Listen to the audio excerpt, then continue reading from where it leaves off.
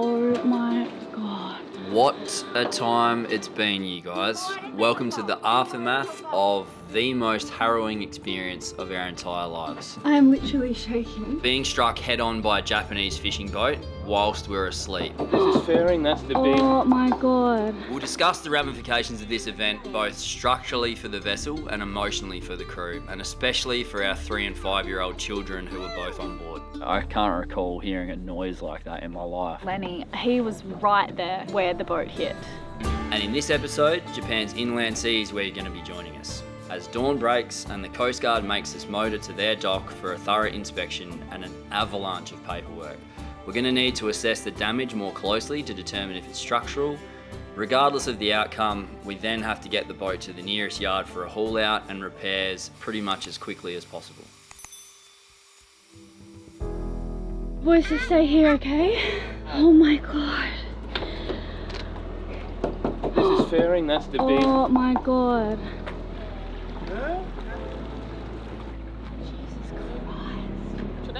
Yeah, get away! He's gonna get the other side now. Push! Yeah, go away! Oh, hey boys, I'm so sorry. I'm just really glad you're okay. Because someone ran into our boat. Is he okay? Oh my God. Is he okay? Was going too fast, then it crashed? Yeah, someone crashed. Even though we had our lights on. The elderly fishing couple returned shortly after the collision to offer their very much heartfelt apologies, and they were even bowing. They let us know using Google Translate that they had contacted the Coastguard, and just 30 minutes later the team arrived to board our boat.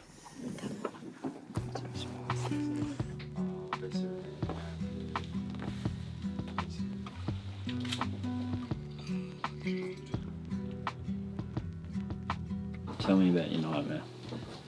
I had sleep paralysis. I never get sleep paralysis, and I relived that whole experience. Crash and evil creatures. These people were not evil. They were just fishermen, but my dream was like the worst night. We knew it was going to be a long morning and day, probably even week and maybe even couple of months trying to get back on track after this accident. They love my picture. Yeah, I bet they do. Thank you very You're a much. Japanese record now. He said brook carbon fiber. Fiber. The Coastguard continued to take photos and make a dozen phone calls before asking us to promise that we'd motor to their dock as soon as we were ready. Once they left, we decided to take the opportunity to reflect on our experience whilst it was still fresh in our minds. I had this vague recollection that I may have actually been awake, of like being cold and turning over. Sleeping and just hear the loudest noise I may have ever heard, as well as our whole room shaking. And it lasted for what felt like a lifetime, and me and Lenny sat up in bed and were screaming, and I knew straight away what it was. I had no pants on. And I didn't have any pants on at the time. And then I just heard this earth-shattering bang. Difficult to explain how loud it sounded when you're on a boat like this. Any sound, you can hear somebody dropping a coin on the foredeck, but this was just a huge... Crash, and there's some black stuff over there on the pointy edge of the float. Then there was like a movement of the boat, and I just started screaming, or I was swearing at the top of my lungs. I was just going, I heard Riley shouting. I don't know what he was saying. Yeah, I woke up like that all of a sudden, and heard the crashy sound coming from the boat, obviously, and I was thinking, okay, well, there's some big problem going on. The boat is breaking down. What happened? And I was already dreaming, so it went in my dream. I thought, we've been hit by a cargo ship. We're going to be crushed and rolled underneath the whole ship. And what I thought had happened was there was just huge waves that were pushing us onto the shore or to rocks, and the boat was just getting crunched and crunched and crunched. I got out of my bunk and I was listening to the bilge pumps. I thought, are they running? Are we sinking? Are we sinking? And that was my first, like, we're gonna be shoved under water by a cargo ship. We've just been shaken up, quite literally. The clothes from my wardrobe were on the floor this morning. Glasses were smashed. The net is almost come apart. Stuff was where it just shouldn't be. So it just goes to show how much our boat actually shook and moved when they ran into us. There was a lot of force. And the thing that holds the float has got a big crack. In our aft cabin, everything on the side went flying across. Do you remember last night? What happened? So there's lots of stuff we need to fix. And of course we need to repaint. You can see the damages. It's really tragic. And also I was quite impressed the reaction of Elena and Riley. They managed to keep their cold blood there, and the kids also were really, really, really brave during all this. Lenny and Darwin handled it so well. At first they were both crying and screaming, and then I put them on my bed down in our cabin, and I was like, boys, I just need you to stay here and everything's okay. Like, we're safe now, but someone just ran into our boat. Is he okay? Oh my God. Did you help Darwin? Did you maybe give him a hug to make him feel safe? No. Breaks my heart to have seen them so scared, especially Lenny. He was right there where the boat hit. He's closest to that wall. Well, I think that you were extremely brave, little man. Thank you. And what a cool interview you did. They want us to go to the police station today to file a report, but it's on the other side of the island, and we're just trying to figure out things, how much damage there is, can we sail this boat where we need to go and get hauled out, how much is the damage. Like, it's probably gonna cost a lot to fix this. Look at all this mess. What happened there? I don't know. Oh, and they're back. That was so sweet. That was the fisherman to come and say sorry. It's obviously, it's an accident. There's not a lot of sailors around here, so I'm sure the last thing they were expecting was us right here in this spot that they go fishing probably every day. With enough sunlight now, it was time to go over the vessel with somewhat of a fine-tooth comb to really assess the damage that we may or may not have taken. Okay, so what are we doing here, mate? What we're doing is going under the beams with the dinghy to have a closer look if there's any damages. So you guys are going to see a lot of damage, which is concerning, but what we need to do is make sure we point out the difference between structural and superficial. It was a dramatic smash, like it really, really was, but some of the things that could bode well for the vessel are the fact that we were on anchor, so as it hit us, we were pushed backwards. It hit the net, which acted like a bit of a shock absorber. Also, I think that they've seen us last minute and slowed down, because whilst it was bad, I think most people will agree it could have been a lot worse, but we haven't checked underneath yet. This net is pulled forwards, hasn't it? Yeah, because when they hit it there, it's pulled off there.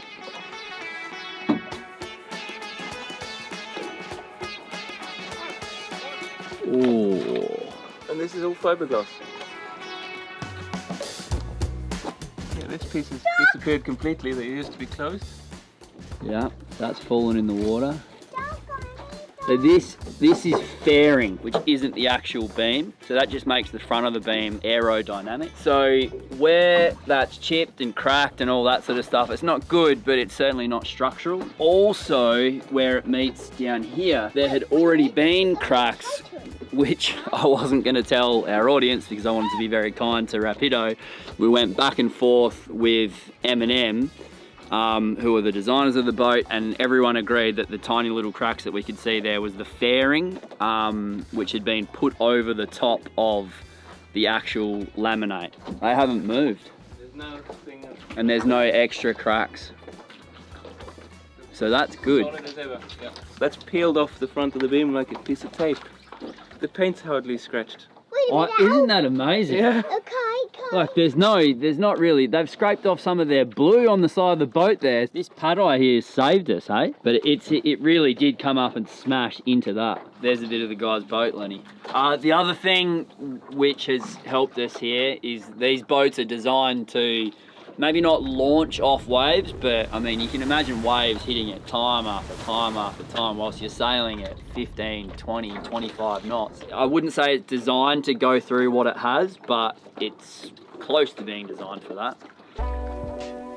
Two more things that we're kind of lucky about. If the boat had have hit us basically anywhere else, this would be very, very different. Especially side on, it just would have holed the entire side. It might have even like crunched in the side, and we were talking maybe the rigging could even come down at that point. Yeah, no, we're all okay, mate. We're a bit shaken up. So it happened about 2:30 last night. So we're gonna be tied off to the Coastguard dock for maybe the next 5 or 6 days or something. Really? Yeah, Kirk said the last time this happened, someone's boat was impounded for 2 weeks.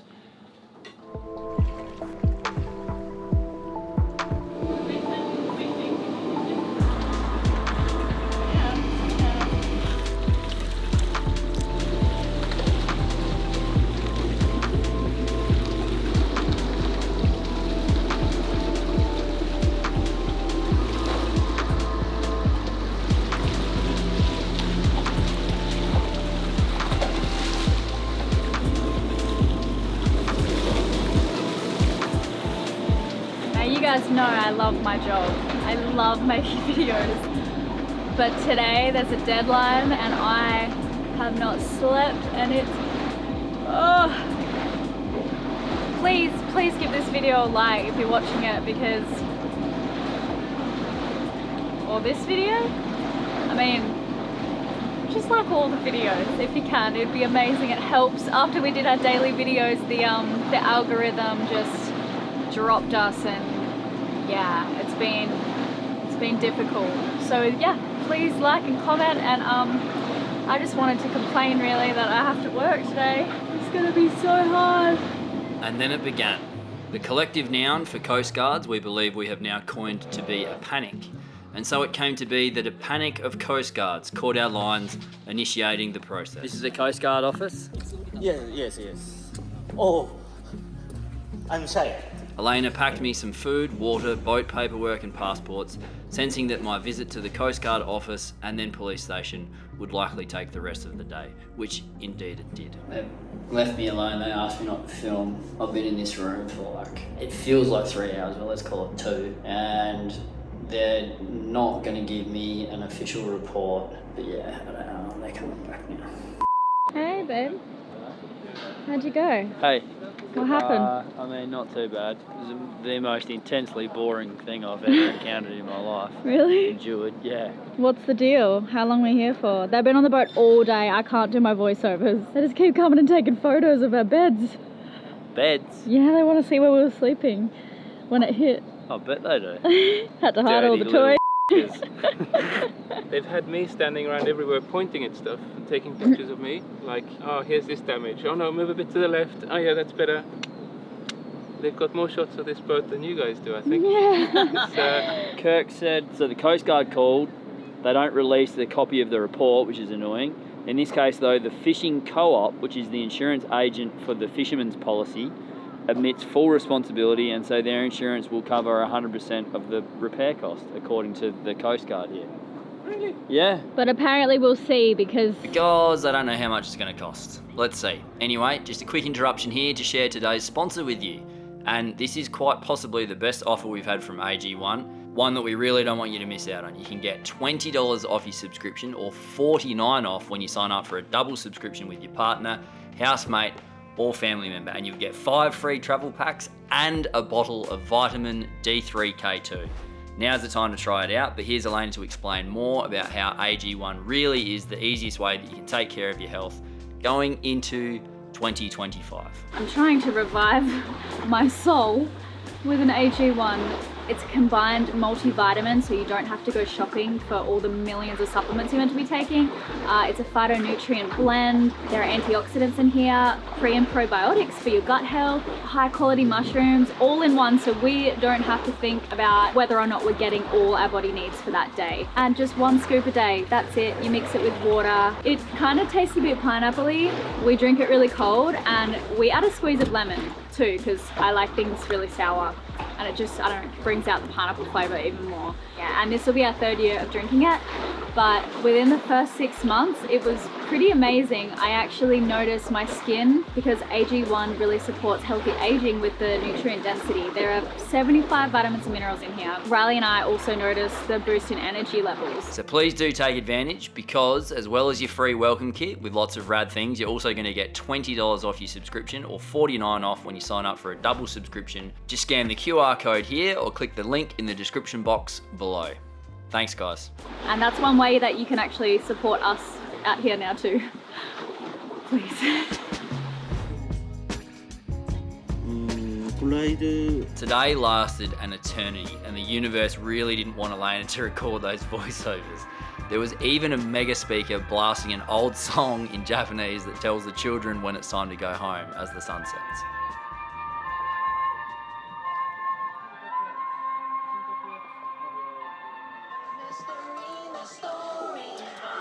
No, stop it. I didn't mean to, I didn't know you had it all in your mouth. Fun. We had potatoes today, so I got some takeout. Today was a big day. But we're free to go tomorrow, which I wasn't expecting. How good. I thought we're gonna have to wait a week. Yeah. Given how overwhelming everything had been, we hadn't intended to share what had happened with our friends or family just yet. However, one of the photos taken by the Coastguard that morning was leaked, and before we knew it, the Japanese news had picked up on it and published an article. Suddenly, we were completely inundated with messages and calls that we just couldn't possibly keep up with, and we were going to have to call our parents so that we could be the first ones to tell them. This wasn't exactly the ideal situation, but this is what was happening today as we set off in the direction of our boatyard in Hiroshima. We've left the dock. How'd you sleep last night? Much better than the night before. I think we had some sleep to recover. Yeah. Yeah, I slept really well next to the Japanese Coastguard mothership on the dock there. In the warm embrace of the Coastguard. We've checked everything over well, and I think it's fine. We could cross the Atlantic with the boat. It's just not up to 100%, but it's certainly not dangerous for anyone. Kai, on our new boat, we're gonna have 1, 2, 3 rudders. 3 rudders, yeah, you're right. What's the name of our new boat? Hey guys, so there's quite a bit of stuff going on. I've written some of it down here. I need to have a video call with Rapido. They've been quite good with this. I've sent a couple of messages back and forth, and then Mark and I will have a video call and I'll show him the damage, at which point he'll be able to produce a quote. Then the quote will be used to give to insurance companies. So there's our insurance company, and then Japan has, like, it appears as if they've got a union. All various fishermen around the place are covered by insurance. And it remains to be seen whether or not we'll be covered by that, but it's looking quite positive. We've got an agent here who remains skeptical, and he's chasing it up and trying to, you know, get all of it in writing and make sure that we're covered in that regard. Elayna wants to talk about Tokyo and how we can't go there. I really hope we'll be able to spend more time in Tokyo and also get up into the Alps, but obviously this is our home, so it comes first, and sometimes with trips it's more about like the boat and the journey than the actual destinations, and if we can't do those things, it's okay. I've still seen a lot. Yeah, it's just looking a little bit, I'm not sure what the future holds right now, and we're heading back to Hiroshima because that's a better place to do boat work. A country like Japan that's so developed and everyone is so helpful, it's so safe. We can get everything we need to fix the boat. Shipping is easy. Like, this could have been a disaster had it have happened somewhere we've sailed previously to here. Right, and this one is now 1.55, so they're almost evened out already. I just noticed that I've put on all of my legacy clothing subconsciously to like make myself feel better. Oh. How are you really? Nervous. I haven't had anxiety for years and it's kind of come back. I feel very edgy and just nervous about nothing. Yeah, just anxious. I haven't felt like this in ages, and I keep, like last night, I relived the entire experience. Like it just keeps replaying.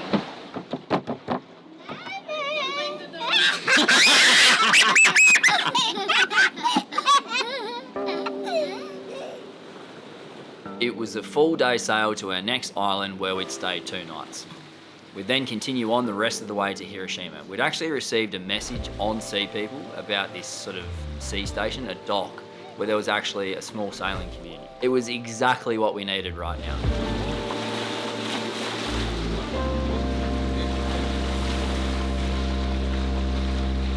We just had a team meeting with our editors and I feel so happy. They're really like family, and at a time when we've just been through something pretty traumatic, it's been so nice to reconnect with everyone again. Since we posted about the accident, hundreds of messages, thousands of comments. I mean, thank you all for being here. It makes us feel loved and safe and supported. Anyway, I came in here to tell you I was really excited about a shower. The only good thing about motoring, we've had to motor because there's no wind, is that we have hot water for a shower. Otherwise it was going to be heating up a pot of water on the stove just to get hot water for a shower. And it is getting cold, my friends. So I'm about to enjoy this. I really need to wash my hair. It's just been a disaster since the accident. Like, this might be the first day I've not made my bed and clothes are just everywhere. Like, everything's a disaster. I've got footage uploading down here. Biggest bag of laundry you can imagine. But if I can fix one thing, I'm gonna do that.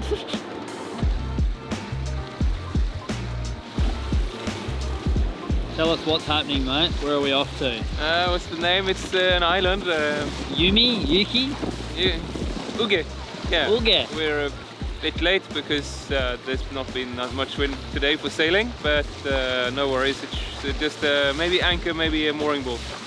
We have to find that out when we get there. Kirk now, our agent, every message he sends us, he finishes with, be careful. Yeah. He doesn't say leave your anchor light on, but... No, he says take care. Take care. Be careful. Yeah. Stay safe. Yeah.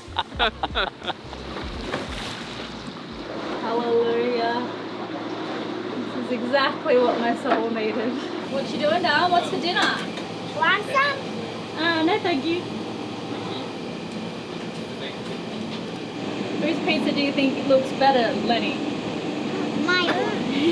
Lenny, that is the most delicious looking pizza I've ever seen. Did you make that? Yeah. Well done. So, Elena, we are about to meet a Kiwi dude on a stand-up paddleboard. It's his mooring. Ah. Kiwi dude! The marina was full, so Kirk has hooked us up with a mooring ball of a friend of a friend. Awesome, yeah. We're being looked after. So good. You see any Kiwi dude yet? Hello. This is nice and cool under here. Here we go. High five. Hey, good one. Put on my origami. Do you like them? Nice one. Yeah. But I'm going to turn it into a cooking channel. Cooking channel.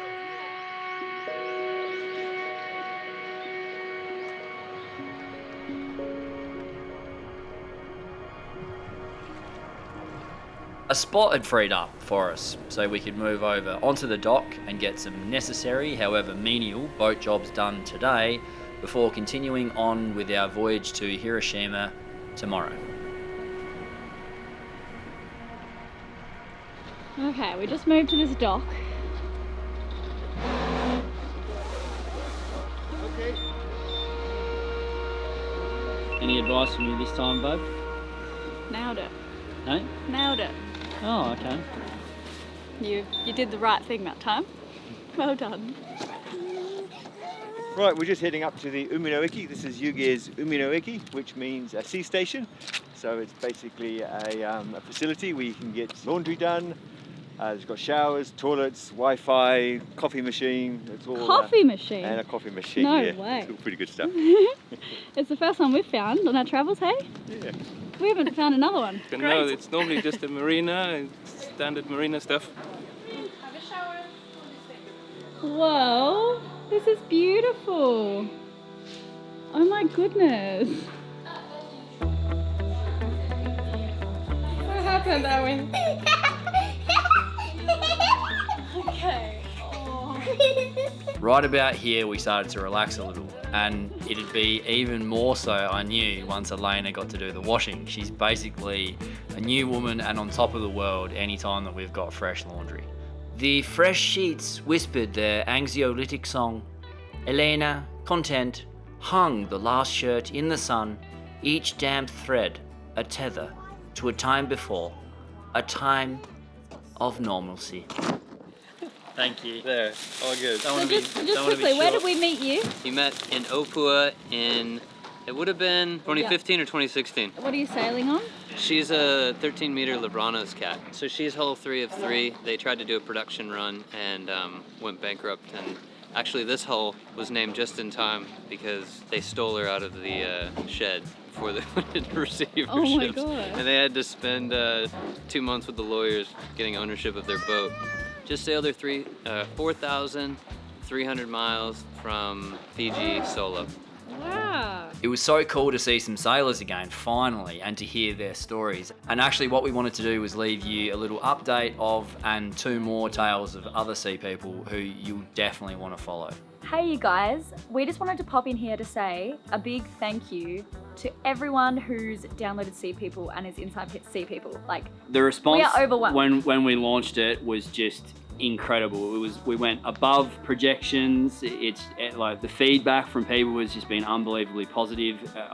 We're just totally blown away by the whole thing. So thank you all so much for everything that you've done to help. I think it's really helpful for people. Yeah, and we have version 1.1 coming out soon. Yeah. With so many amazing features. It's really gonna feel like Christmas. It's our Christmas gift to you, so stay tuned. But in the meantime, you guys, we wanted to keep sharing sailors who are doing incredible things in the app.